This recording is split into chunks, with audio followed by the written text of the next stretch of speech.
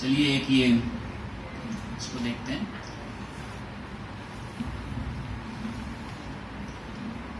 مجھے قلم دو، مجھے قلم دو، میں تمہیں کتاب لکھ دوں. مجھے قلم دو، میں تمہیں کتاب لکھ دوں، تمہاری راتوں کے واسطے اپنے خواب لکھ دوں. مجھے قلم دو، کتاب جس میں ہدایتیں ہیں، کتاب جس میں ہدایتیں ہیں، کتاب جس میں تمہارے امراض کی شفا ہے. مجھے قلم دو، مجھے قلم دو، مجھے قلم دو. یہ کون گستاخ میرے نزدیک بیٹھ کر بلبلا رہا ہے؟ یہ کون بےہودہ مدعی ہیں جو مجھ پہ ایذاد کر رہے ہیں؟ انہیں اٹھا دو، انہیں اٹھا دو، میں کہہ رہا ہوں انہیں اٹھا دو کہ ان کے انفاس کی عفونت سے میرے مقدس کا رمز، پاکیزہ رمز ناپاک ہو رہا ہے، ناپاک ہو رہا ہے. میں دیکھتا ہوں کہ میری ہیکل کے چند خدام اور جاروب کش بشدت یہ چاہتے ہیں کہ میں نہ بولوں،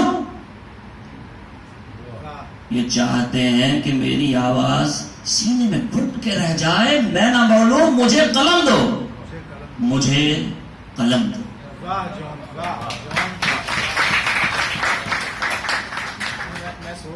میں کوشش کرتا ہوں، طویل ہو جائے گی ریڈنگ. اچھا، ایک لوح وجود کے نام سے ایک نظم لکھی ہے، اور میں نے جتنی بھی اردو پڑھی ہے ابھی تک پچھلے 15-20 سالوں میں، تو یا تو صحیح نہیں پڑھی،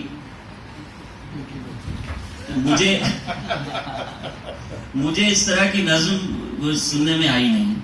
فرماتے کیا ہیں؟ میں سو رہا تھا،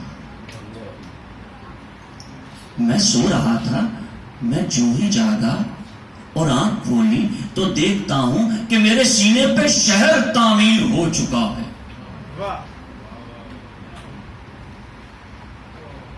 میں سو رہا تھا، میں سو رہا تھا، میں جو ہی جاگا اور آنکھ کھولی تو دیکھتا ہوں کہ میرے سینے پہ شہر تعمیر ہو چکا ہے. میرے بدن میں ادھر ادھر آہنی سلاخیں گڑی ہوئی ہیں کہ مجھ میں شہتیر نصب ہیں جو بلند ہوتے چلے گئے.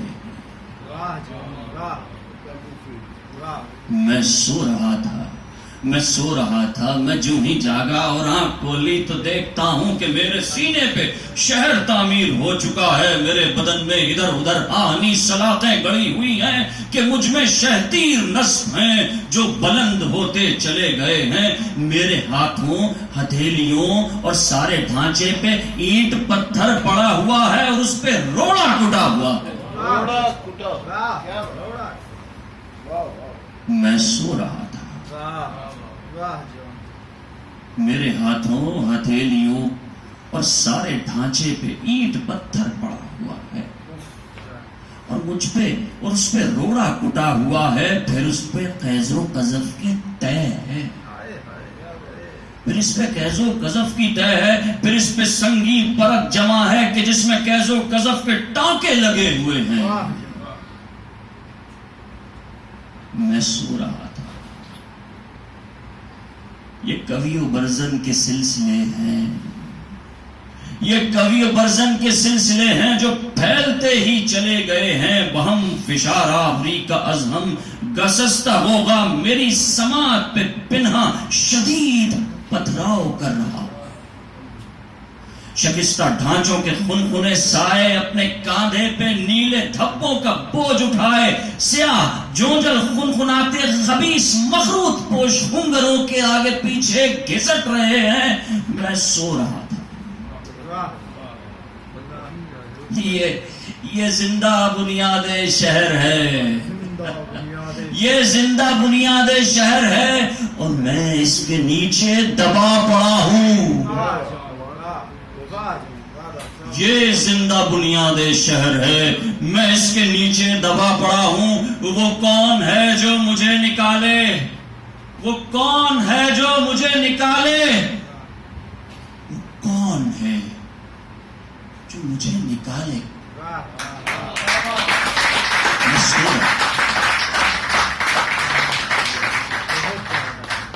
تو ایک رنگ جون صاحب کا یہ بھی ہے، اور آج اگر اس محفل میں یہ باتیں نہ ہوتی، گفتگو کم از کم یہاں تک نہ پہنچتی، تو ہم میں سے ہر ایک جون کا مجرم رہ جاتا۔ اور آپ لوگوں سے درخواست ہے کہ آپ اس جون کو بھی دیکھیے، اس کو پڑھیے۔ بہت بہت شکریہ۔